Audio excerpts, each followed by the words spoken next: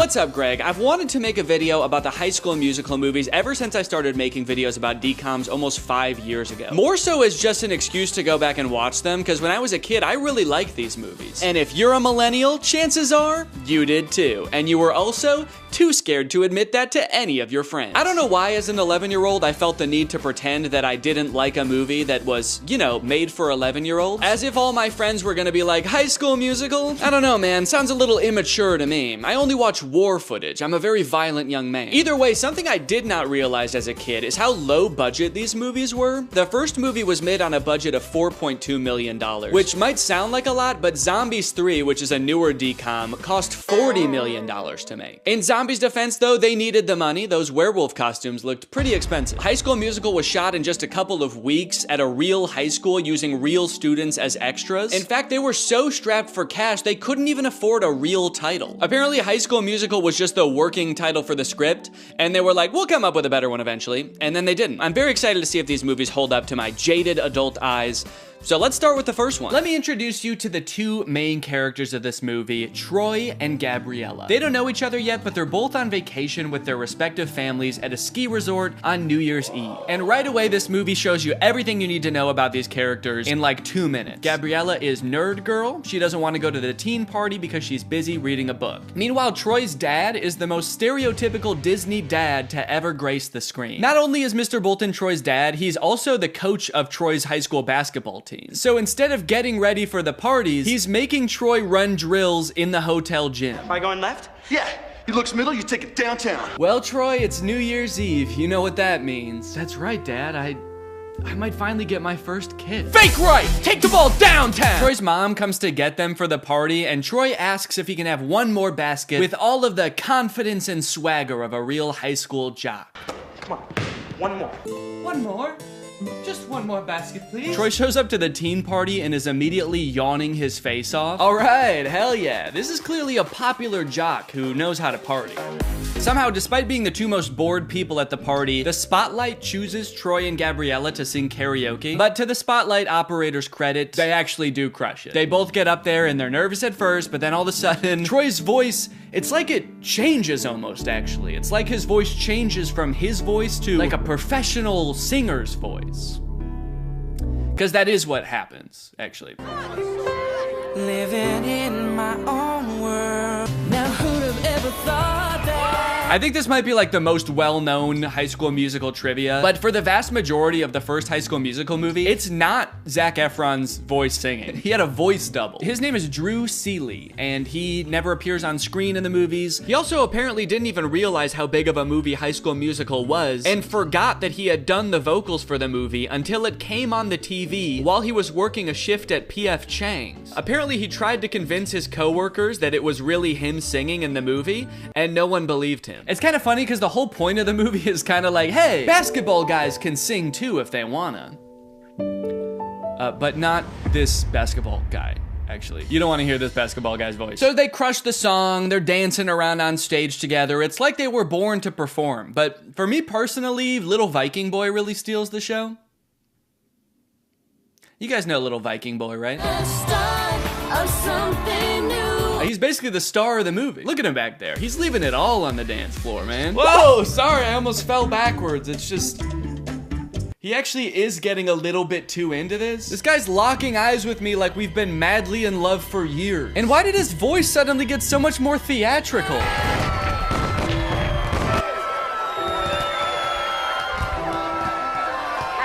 guess I better go find my mom and wish her a Happy New Year. This is so romantic. I should say something romantic. I gotta go find my mom. And then she vanishes. And he never sees her again. That's right, you thought the movie was gonna be about Troy and Gabriella? Nah. No, the rest of this movie is about Troy and Viking Boy. Flash forward, Troy returns to his high school, East High, where he is seemingly a god amongst men. And then, actually, I don't remember this scene.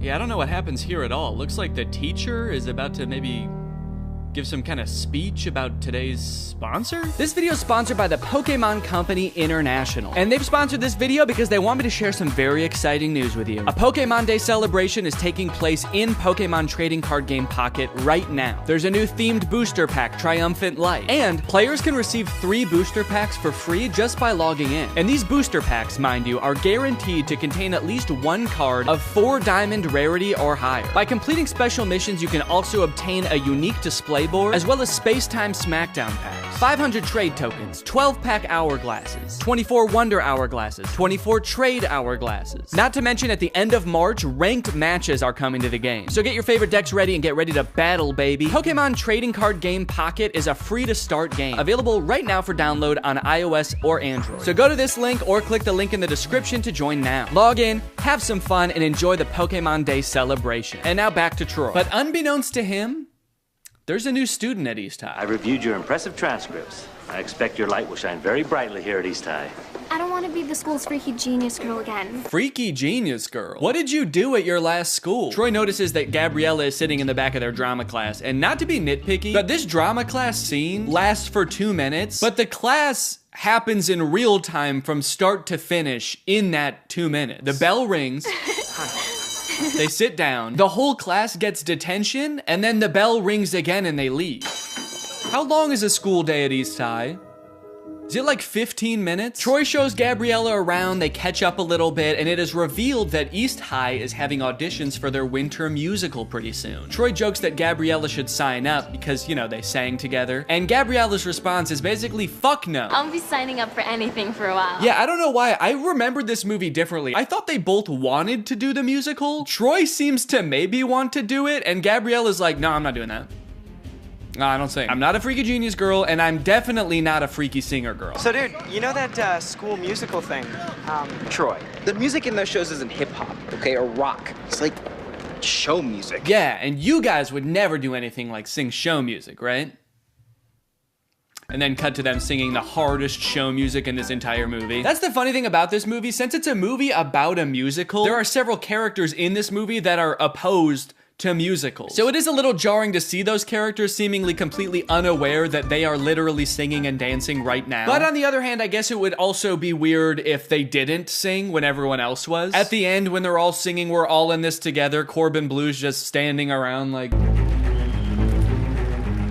this is lame. There's 2 parts in the song though where Troy like stops rapping to sing from the heart about how he wants to do the musical. She makes this feel so right. Should I go for it? What do you mean she makes this feel so right? And should I go for it? Gabriella doesn't want to do the musical. It was your idea, and she said no. Don't drag her into this. This girl's making me crazy. No, you're crazy. You already were, and then you met a girl. That's what happened. Also, Zac Efron is 5'8", and presumably so is everybody else on this basketball team, because they're all like the same height, so how good exactly are they at basketball? Okay, now you got Sharpay, who's played by Ashley Tisdale. She's like the head of the theater department at school. She's the theater kid. And her brother Ryan is the theater kid in boy form. They are getting a little bit worried that Troy and Gabriella might audition for the musical. Again, Gabriella has showed 0 interest in doing the musical. So they decide to do a little bit of research on Gabriella. So they search her name on the internet and they find out she's this freaky genius girl that she said she was. She's won all of these awards. She's won scholastic competitions and the like. But also, what is the 3rd result there? Gabriella, San Diego Zoo's newest...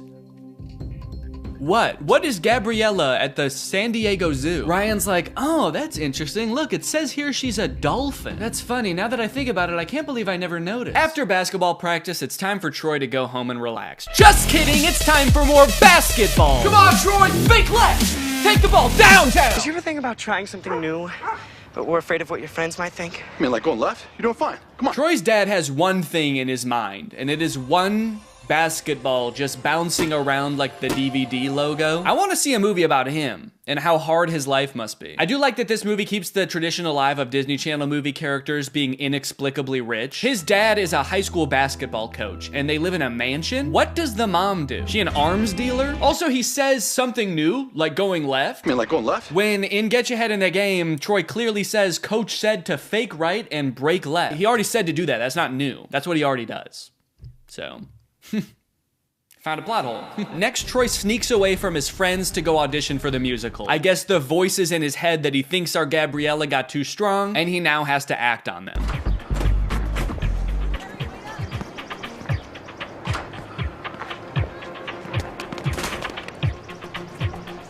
He's gone! Wow! Where'd he go? Pay no attention to the fact that as he turns the corner, he probably fully saw Troy like... Meanwhile, Troy's dad is just standing there like, huh, that's weird. Could have sworn I saw basketball. Now, when we see the auditions, it becomes immediately clear that while Ryan and Sharpay are basically made out to be the villains of this movie because they're so overprotective of their theater department, they are completely in the right to do so. Not because their audition is really good, which it actually is, but because everyone else's is so bad. It's hard to believe that I couldn't sneeze. It seems that no one else in this entire school can even sing. It seems like they actually don't even have a concept of what music is. So like, yeah, I would actually be hoping I got the lead too. It is funny how they all act like they can't sing, and then anytime there's like an actual musical number as part of the movie, every member of the student body sings their heart out like the Rentas do. What's going on there? So Troy shows up to audition, and then Gabriella shows up too. I guess, turns out she actually did want to audition. I don't know. I don't know if Troy threatened her or what, but she shows up. But they are too late to the actual audition, so they don't get to audition in time, but they stick around afterwards and just sing an audition anyway. And Miss Darbus, the director, hears them and decides, you know what, you guys get a call back. Understandably so, she's working with a very small talent pool. Here comes two people who know what a song is. She's gotta hold on to them. After school, before school, whatever works. After basketball class, and you can get this right. I'm so... What? Now this is interesting. Troy is looking at his sheet music like he's never seen it before in his life, despite having just sung the song perfectly after only glancing at the sheet music briefly. He also says, what? So... What? To almost imply he has no clue how the sheet music got into his hands or how he got a callback. Does he not know that he just sang? Anytime there's a musical number in this movie, do they just black out and come to like, I don't know what happened. We definitely didn't sing though, I don't know how. If you're my age, it might have felt like this movie was written just for you when it came out. And in a sense, it kind of was. The writer, Peter Barsacchini, who was mostly known for writing rated-R action movies at the time, started writing the script because he wanted to make a movie he could watch with his daughter, Gabriella. I thought it would be really fun to write a Disney Channel movie that my daughter could watch. Yes, he did name the main character after her, and that kind of melts my heart. She was 10 in 2004 when he started writing it. And so was I. The story was actually inspired by his own high school experience, when one of his basketball teammates confided in him about his love for ballet. Decades later, Peter thought, wow, that's actually the perfect plot for a kid's movie. Boys are more than just jocks. They can do other stuff. They can do ballet. No, actually, that's too far. They could do the musical, but only if it's because they want to sing with a girl. Anyway, it's time for another song about how basketball players shouldn't sing, sung by, you guessed it, the Basketball Players. Status Quo is actually such a fantastic song. It features several students who decide that, hey, since Troy and Gabriella are breaking out of their stereotypical roles in this school, so can I. Zeke, the basketball player, decides to let everyone know, hey, not only do I play basketball, I also bake. I bake. This nerdy girl loves hip-hop, this stoner skater guy likes to play the cello, and everyone in this school fucking hates it. We're skaters, bro. We don't play the cello. We only skate and smoke weed. And of course we sing and dance. Now, of course, this movie is very self-aware about this contradiction, and I love it for that. But it does not make sense. At the beginning of this song, Zeke says, I want to make a creme brulee someday. And then at the end of the song, he actually has a creme brulee. So he presumably baked this creme brulee at some point during the song. It cuts to him sprinting down the hallway to the kitchen. You can hear everyone else singing, echoing in the background. He's like, they don't believe me. They don't believe I can bake. I gotta show them. So Gabriella shows up and everyone is, of course, staring at her because they were all just singing about her. They're staring at her, they're pissed, and they kill her. They kill Gabriella. At my other schools, I was the freaky math girl. Well, I hate to break it to you, Gabriella, but you're a freak here too. Everyone at this school thinks you're a freak now also. The entire student body, I don't know if you heard, they actually just sang an entire song about it. Now you're the freaky singing girl. So you really want to do the callbacks? Just call me Freaky Callback Boy. You're a cool guy, Troy. Thanks. I said call me Freaky Callback Boy. I'm sorry, this is a closed practice. Dad, come on, practice is over. Until the last player leaves the gym. I'll see you later, Troy. Nice meeting you, Coach Bolton.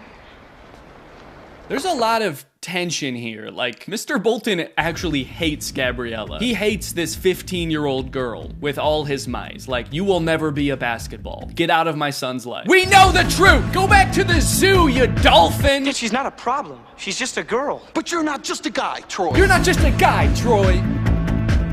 You're a freaky callback boy. Call me freaky callback boy. But you're a playmaker. Not a singer. Hey. Did you ever think maybe I could be both? The look on his face is like, damn, I really never did think of that. Because this whole singing thing is getting in the way of Troy's basketball responsibilities, his team decides to get together with Gabriella's friends to try to break the two apart. The plan consists of getting Troy to badmouth Gabriella by listing the names of basketball players who went to their high school 20 years ago. Spider Bill Natrine. Class of 72. Sammy Slamma Jamma. And you want to know the crazy thing? It works. I've always been for the team. She's just someone I met.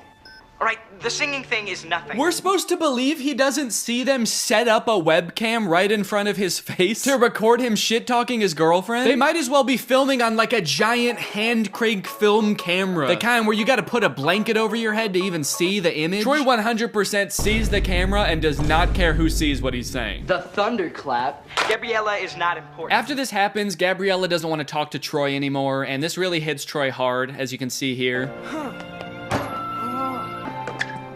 The pain is manifesting itself in Troy physically here, as he can't even shoot a basket without experiencing immense physical trauma. Aren't basketball players supposed to be good under pressure? Especially the captain of the team. Seems like this whole movie we've seen nothing short of the psychological unraveling of Troy because he sang with a girl one time. Hey, we just had another team meeting. We just had another team meeting, man, and we just wanted to say we forgot about JJ Buckets Jenkins, class of 1984. Does that change your mind? So later, Troy sneaks up onto Gabriella's balcony. Again, huge house, no explanation, to try to win her back.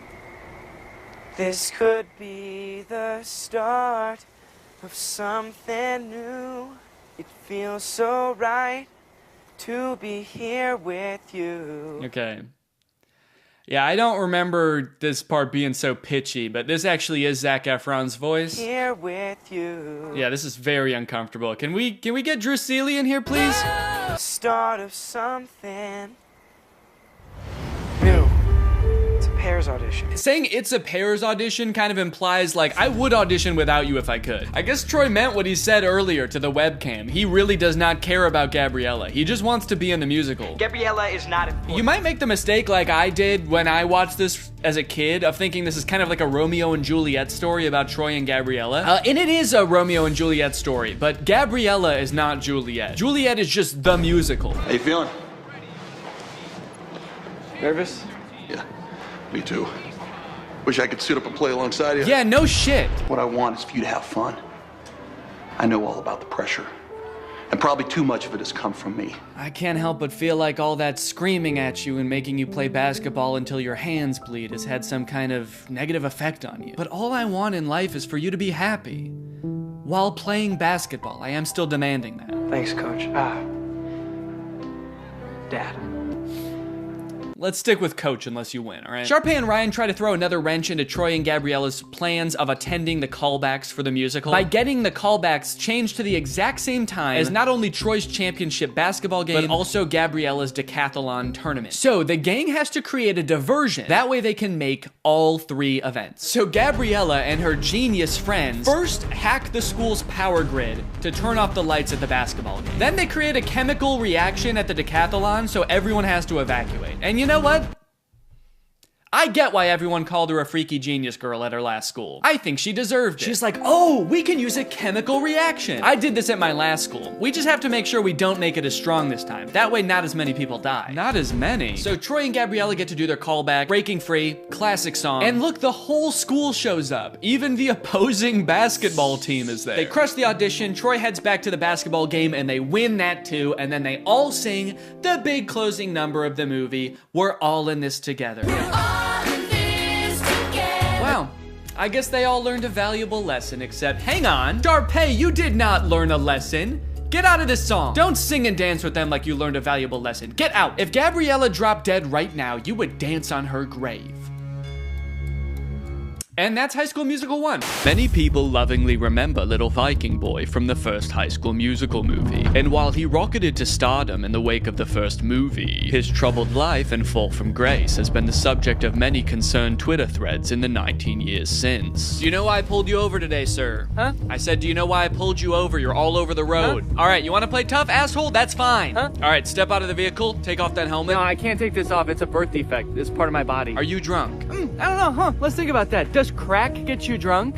Let's think about that for a second. Let's all think. Does crack get you drunk? After 15 DUIs and 3 counts of kidnapping exotic animals, Little Viking Boy was sentenced to life in prison. Authorities claim that it's here he became head of an extremist religious cult. His followers helped him escape in 2023, and his current whereabouts are unknown. Although he does occasionally post to Instagram to frantically proclaim the end is near or post a brand deal. Every morning I wake up and I drink 6 bangs. High School Musical premiered to 7.7 million viewers, a record that has only been broken a handful of times in the nearly 20 years since. But one of my favorite things to come out of the success of this movie, which I totally forgot about until I was making this video, was the live concert. I forgot about this until I went to the library to check out the DVDs for the 3 movies, and they happened to have a DVD of the recording of High School Musical in concert. This feels pretty unusual even to this day for a Disney Channel movie to put together a live touring concert featuring the actual cast of the movie, selling out arenas with audiences in the tens of thousands around the world. But it wasn't the whole cast, actually. Zac Efron couldn't be there because he had a commitment. He was filming Hairspray at the time. So who did they get to fill in for him? Living in my own world, didn't understand. It's Drew Seeley! Drew Seeley! I'm sure they advertised the fact that Zac wasn't going to be there and Drew would be in his place, but I have to imagine every concert, there were like 1 or 2 kids that were like, what the fuck?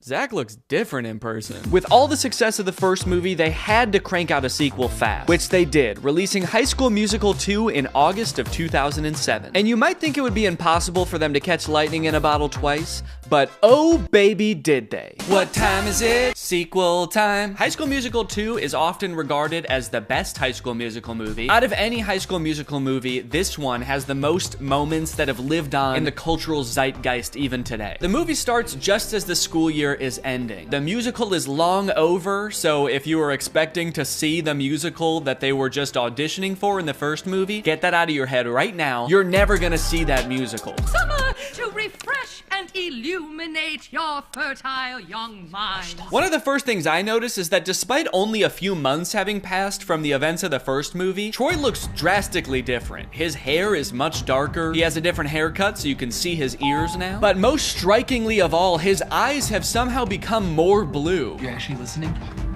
His eyes were already pretty blue in the first movie, but they're piercing in this film. It is scary. Get some contacts, you freak. The clock strikes 2:15 and the first banger of this movie commences. The class immediately erupts in celebration. They throw their papers in the air, start dancing around, and did Chad just kiss his teacher on the neck? Yeah, he just kissed Miss Darbus on the neck. That's too far. Luckily, it doesn't look like she cared. She's just vibing. Good to be chilling out. We finally get to hear Zac Efron actually sing in this song, and I hate to admit it, but he sounds pretty good. I'm sorry, Drew. Your services are no longer needed. He does end the song in a very strange manner, though. The song ends, there's silence, and then Troy breaks away from the group to slide on the floor and say, yeah! Why does he do that? Now, the trouble in this movie begins because Troy wants to make some extra cash this summer. His parents are making him pay for college, despite them clearly being very wealthy, taking vacations at ski resorts and living in a literal mansion. But I gotta get hired first. Me too.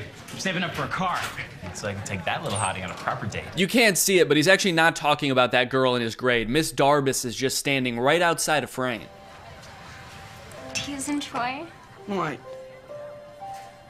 Yeah. Why does he look so confused there? It's like it never occurred to him that T could be for Troy. He's like, oh, I actually thought it was a cross, but yeah, T for Troy. That's my name. Now that the school year's over and basketball season isn't starting back up again for months, it's time for, you guessed it, basketball practice. Fake right, Troy, fake left. Take the ball uptown for a fancy dinner. Tell you what, seeing moves I didn't see last season. Keep it coming, guys. This post-workout scene has a lot of gems, like Mr. Bolton's insanely long shorts. Dude is criminally insecure about his knees. Also, Troy about to drink from an entire gallon of milk from the fridge. And then he gets a phone call revealing that his ringtone is Get Your Head in the Game.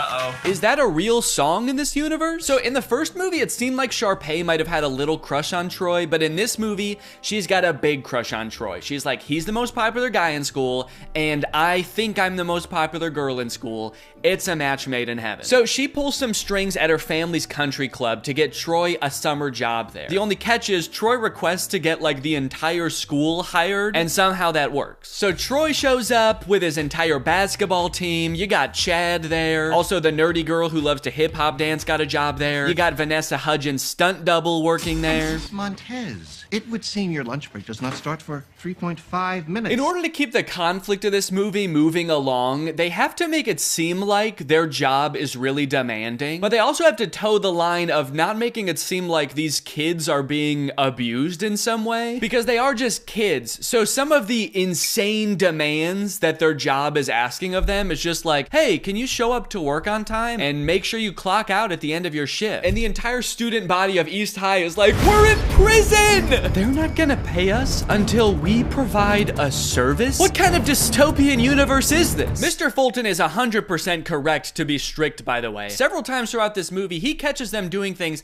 they're very clearly not supposed to be doing. Like having a picnic on the golf course during the day while people are playing golf, or swimming in the pool after hours when there's no lifeguard present. And every time he's like, hey guys, could you not do this anymore? And Troy's just like, man, what the fuck is this guy's problem? Suddenly, I'm beginning to miss detention with Miss Darbus. Yeah, I bet you are, you freak. How did we get from the top of the world to the bottom of the heap? You guys, you've been working for 30 minutes. This is a job. This is just what jobs are. I don't recall you mentioning the boss is such a creep. Okay, wait, hold on. What did he do to you? Okay, maybe I spoke too soon. If he's actually a creep, I take back everything I said. So Sharpay didn't just have Troy hired. She actually has a whole plan to lure Troy in. Starting with getting her dad to pull some strings at the University of Albuquerque's basketball team to give Troy a chance at a scholarship. So Troy, I saw your championship game. I mean, wow.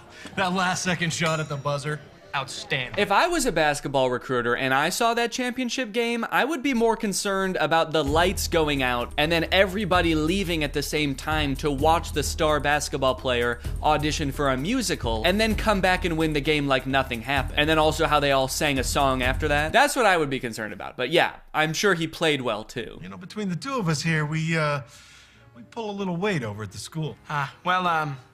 Time flies when you're having fun. I'm not really sure what prompts that reaction. They're like, you know, we could do a lot of great things for your future. We really want to help you, Troy. And he's like, I don't know. I'm getting the fuck out of here, guys. See ya. If that were Mr. Bolton there instead of Troy right now, he'd be barking like a dog. Pay's dad let me play a few holes and then invited me to dinner with some U of A alumni. Really? Oh, wait, Troy's dad is fixing up a car. Look, he has other hobbies. Good for him. Granted, he is propping up the hood of the car with a basketball, and there's more basketball and hoops in the background. And I do kind of feel like if we could see what he's working on, there would just be 5 basketballs where the engine is supposed to be, but it's a step in the right direction. Troy's dad, surprisingly, is all for Troy going for the basketball scholarship. Nothing wrong with keeping your eye on the prize. And that's great. I totally agree with that. Troy should capitalize on these opportunities he's been given, but he should try to make his girlfriend and his friends a priority too. However, that is not what Troy does. So it's all in the grip. Okay. You gotta hold it just right.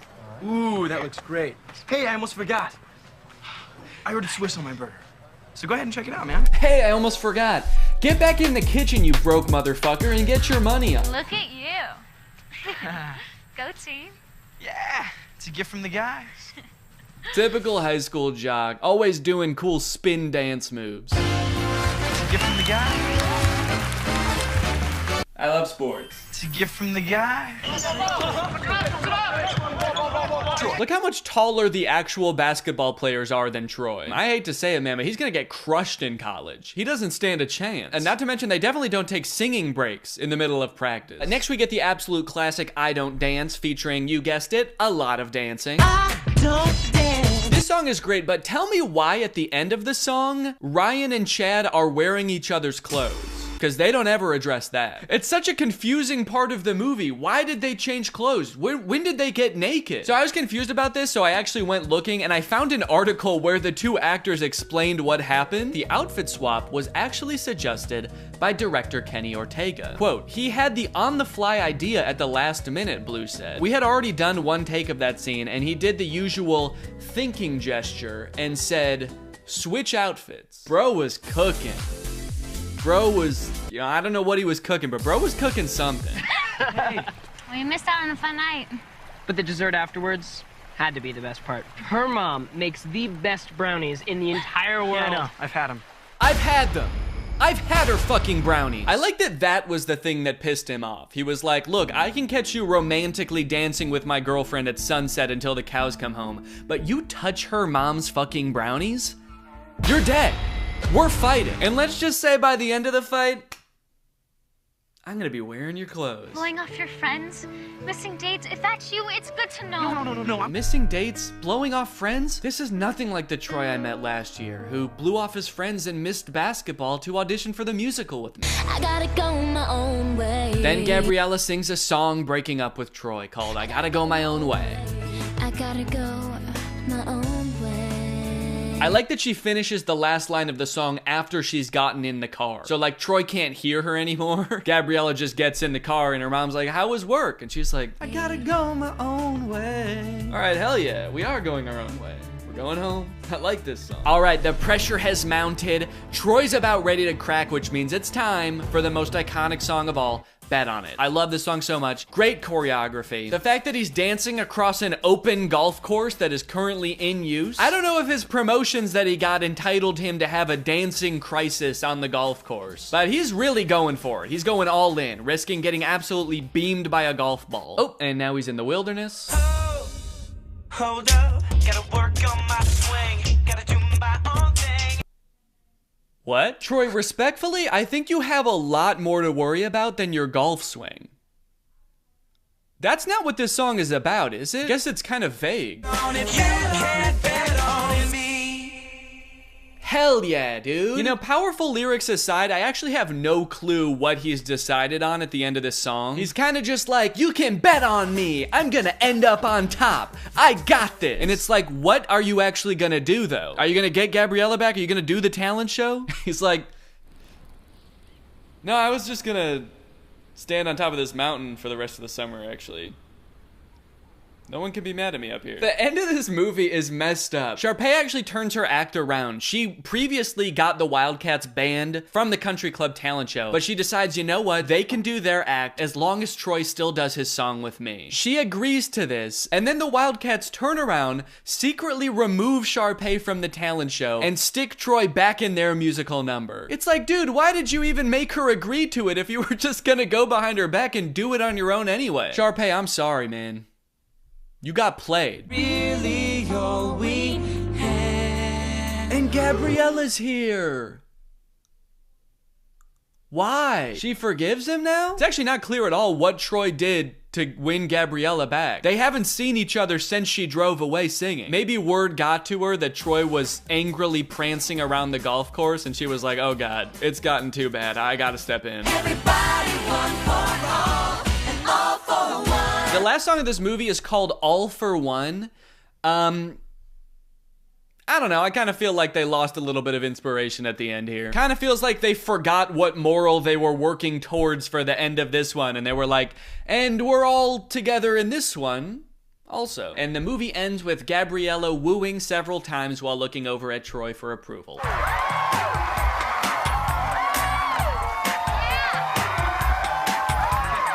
And that's the end of the movie. And now I'm very excited to watch the third movie. But before I do, there's something I need to address. I feel like there's something deeply wrong in these movies. And I feel like I'm finally starting to get a handle on it. These movies, like, they don't really feel like musicals. And it took me a while to figure out why. So to explain it to you, We're gonna have to go back to medieval Europe. In a French town in 1518, some 400 people became inexplicably overcome by an urge to dance.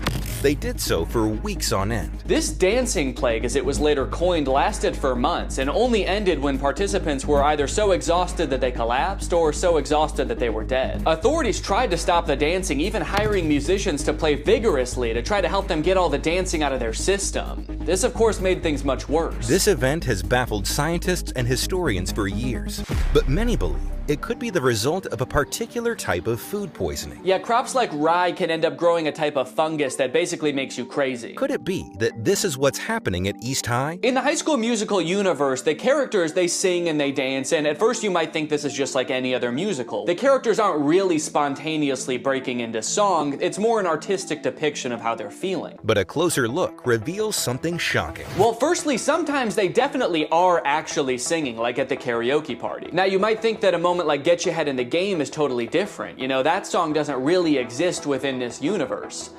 But what is Troy's ringtone in the second movie?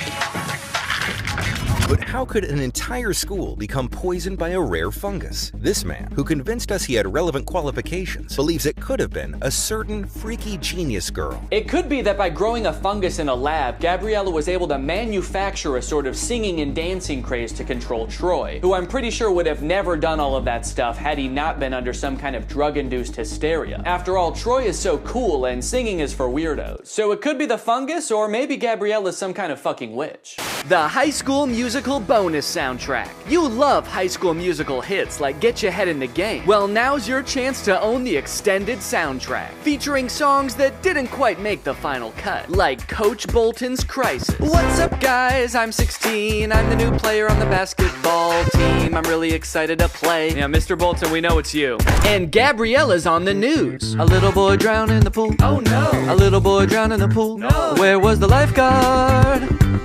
Having a picnic. And a preview of the finale song from High School Musical 3.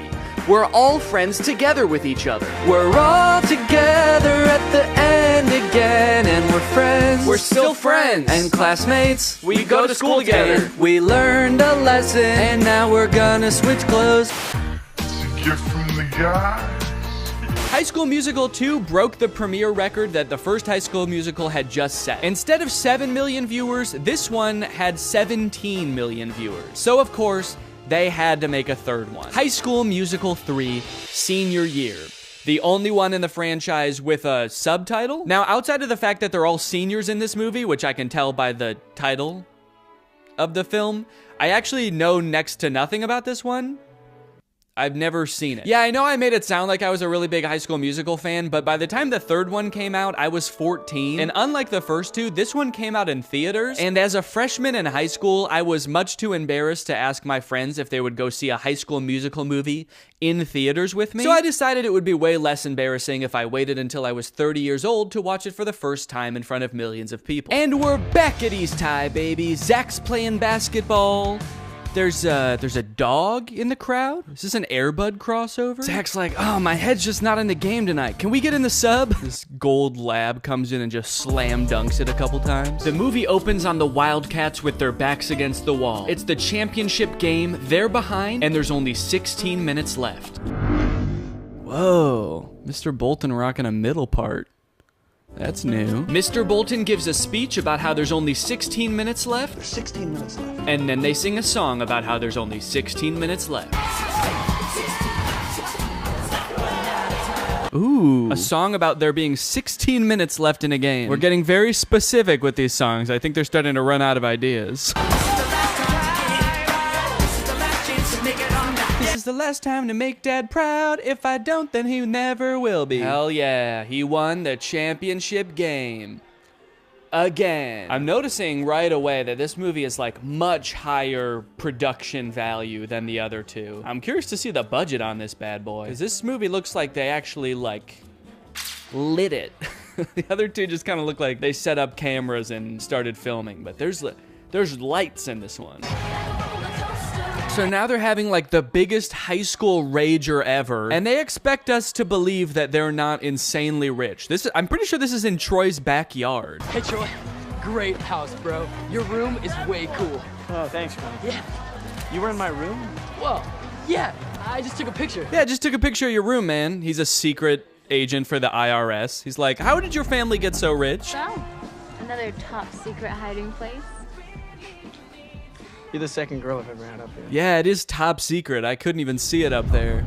Just looks like a regular tree to me. It's here we find out that while Troy is a shoo-in for the basketball team at U of A, Gabriella's already been accepted to Stanford. I sense a conflict in the movie. Troy's going to University of Albuquerque to play basketball, and Gabriella is going to learn how to create the singularity at Stanford. So they sing a song about cherishing the present moment.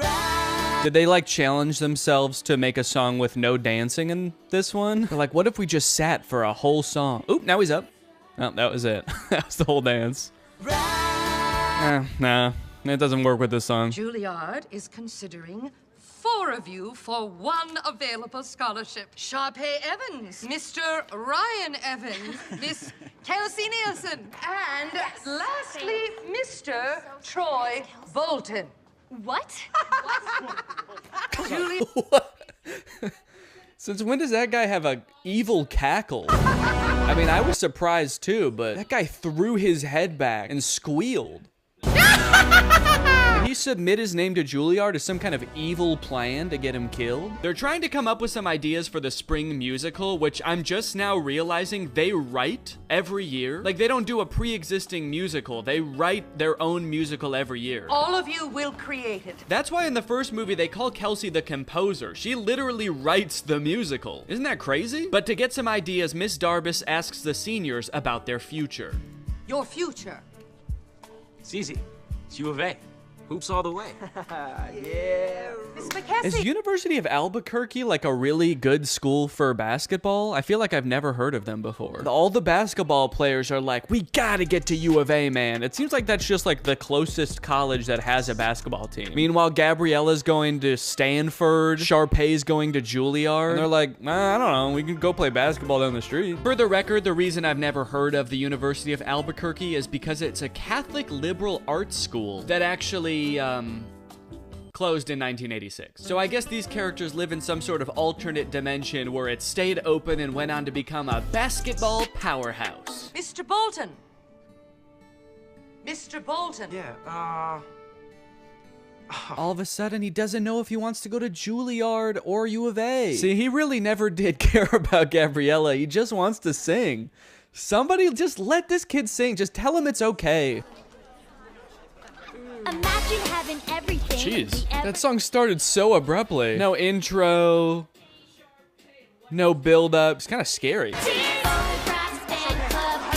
Oh, this is a look into some kind of strange alternate future where Troy chose neither basketball or Juilliard and became a stalker. I want that to be how this movie ends. Troy choosing between 2 incredible futures, and instead he just throws his life away. It's like, I can't decide. I don't fucking know. Miss D said that there's only 1 scholarship. There's 2 of us. Wait, they're doing this to compete for a scholarship? Not even just a place at Juilliard? If I know anything about these two, it's that they can both afford to go to Juilliard. Why do they need to take the scholarship away from somebody else? Which one do you think I should wear? Well, I've never been asked to a prom, but this almost sounds like an invitation. Did she say she's never been asked to prom? What about last year? They were dating last year. Troy didn't want to go to prom with her. His dad was probably making him run basketball drills. The only place you're going, Troy, is downtown with the ball. Make sure you bring the ball. Time for another song about how much Troy and Gabriella love each other. There's already like 2 very sentimental songs between these two. They are really setting us up for heartbreak, I feel. And also just spending like an unnecessary amount of time being like, these two are in love, okay? Don't forget that they're in love. That way, when whatever happens, we're gonna all be sad, all right? So that way, when Troy picks U of A and Gabriella gets hit by a bus, it's gonna be sad. I think they're gonna end up going to the same college. They couldn't possibly end this entire series by being like, they didn't actually like each other that much. They're just gonna call it quits. Where's our clothes? Yo, Rocket Man. Why do I feel like they're about to haze these kids? You know, we weren't just given these lockers. We had to earn them. Right. Oh, they're definitely about to haze these kids. Now drink this entire bottle of Absolute. That'd be a crazy twist in this movie. Just a little hazing. Troy is not better than doing some hazing. Oh, I thought I heard you. I was just making some snacks inside. Are you guys hungry? Only if it's your brownies. I've had them. Bring those out here. Could you take me after school to check out that tuxedo? Tuxedo? For what? For prom. Oh, honey. If that's what you call an invitation, you'll be dancing with yourself. He's like, okay. I wasn't inviting you. I'm gonna ask Miss Darbus. Then comes a song about getting ready for prom featuring, I think, the funniest moment in any of these movies. I think this tux is too baggy, too tight, it makes me look weird. Yeah, this movie's kind of funny, man. Makes me look weird. Do I want classic or vintage or plaid? I like that they're like, should I wear plaid or ruffles or a really old suit? And it's like, no, you should wear, just go to Men's Warehouse and ask for a prom tuxedo. Should I wear the ugliest thing that you've ever seen? No, just go. Just tell them you're going to prom and they'll just give you the most generic tux you've ever seen. Can't wait to remember.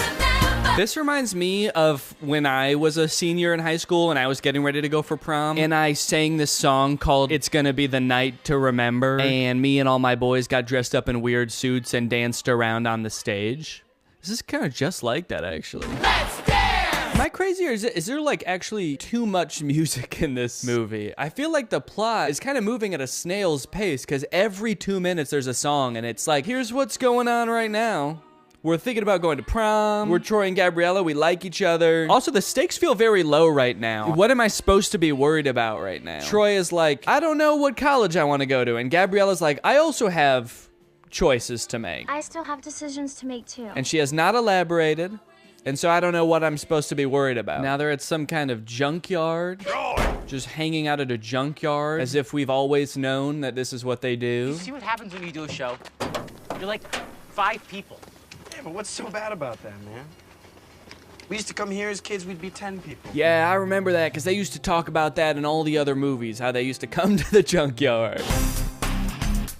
Take it back to the place where you know it all began. Finally, the boys are back at the junkyard. So that we had a song establishing that Troy and Gabriella are in love. Now we have a song establishing that Troy and Chad are friends. This kind of reminds me of senior year in high school when I danced around in the junkyard with my best friend and we sang a song about how the boys are back. It's weirdly similar, actually. Oh. Whoa, the junk men who live in the junkyard are here. What's going on? What if Troy and Chad turn around and see them and they're like, whoa, what the fuck, who are you? Maybe I'll just stay here next year. Stay in Albuquerque? That makes no sense. And why do I always have to make sense? Why do I always have to make sense? Why can't sometimes I just say, What are you gonna tell me about this Juilliard? The only dad to ever be pissed off that his son is getting considered for a scholarship at one of the most prestigious colleges in the country. Hey, Troy, come on. Ah, damn, he's too fast. Get back here. The director for that scene was like, okay, how could you guys like run away but also walk away at the same time? Oh no, he's going crazy again. Painful basketball time to scream and shoot some hoops. I like that little pouty dance up the stairs. Okay, Troy, for this one, you're a pouty toddler. Now you're a crab.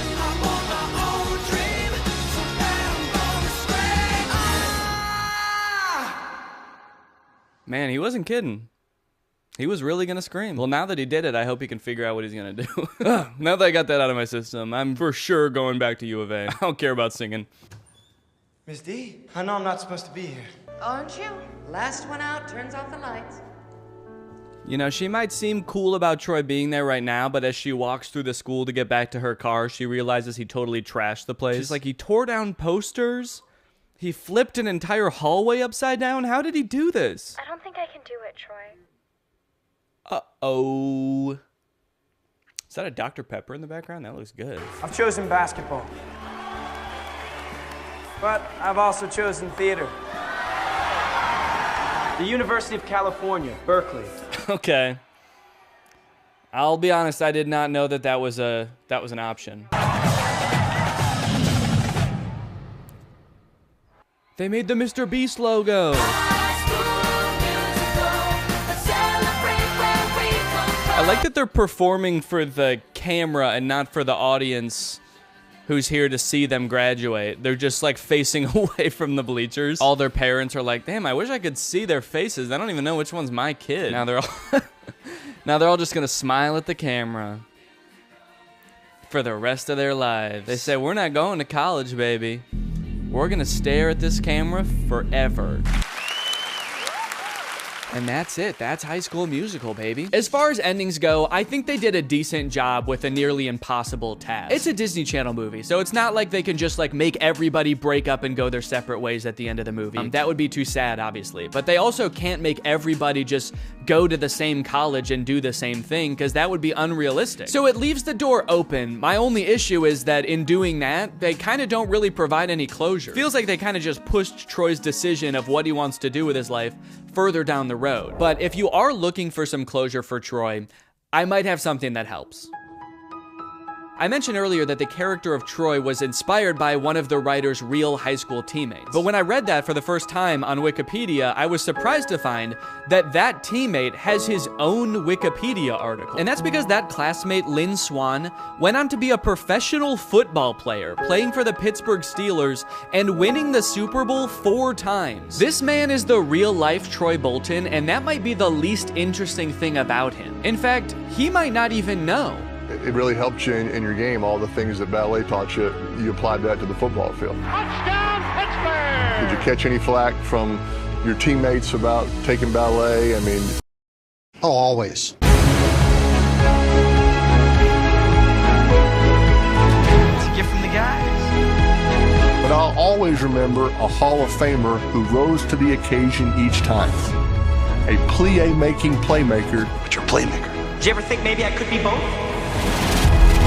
Who could defy gravity.